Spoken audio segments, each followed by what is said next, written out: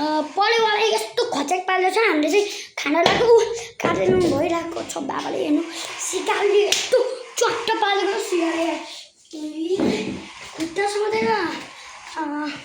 गाडी अटेक गर्नु रहेछ सिकालले गाइस एउटा पुन्ट्याएको छ यता गाइस काट्ने छ हामी तोरी खाएको कति रे यार तोरी खाएको रे केले बरबले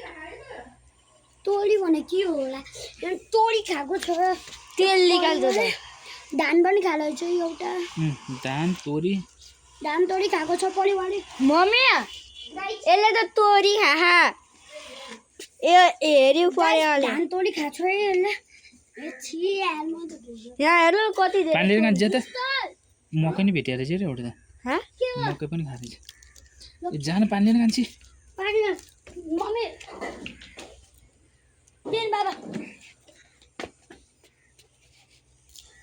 मसला चाहिएन रे भन्दै मलाई मसला चाहिएन ले मम्मीले भन्दा नुन र खोर्सानी मात्रै हालिदिनु नुन मात्रै हालिदिनु त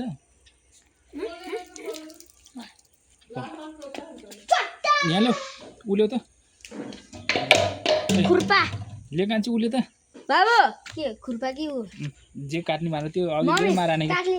उ त त्यो बार हालेको उ त्यो खाके मार हाने थियो के भर्खर उ त्यसले उ दाउले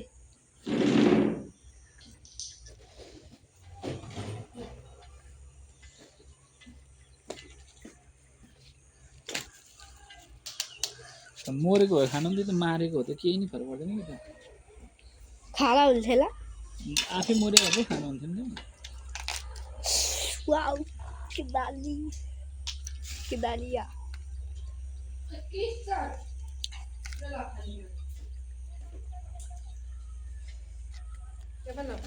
यो पानी राखेको खोइ पानी पाली बन पाली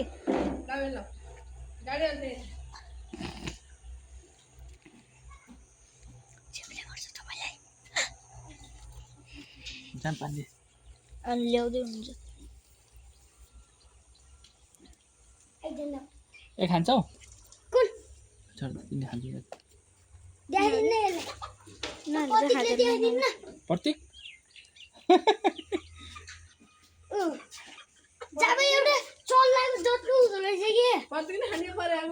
सबैले खाने ल पोलिदिनु पानी हाल्न खान्छ सबैले खाने पो म पनि खाने के सबैले खाने है सबैले एक गुन्डो पिस पुग्दैन के रे धेरै त साथी हामीले रोग काट्छ रोग यो त ए रोग ए मैले पर्या बच्चा काटे हो के प्रतीक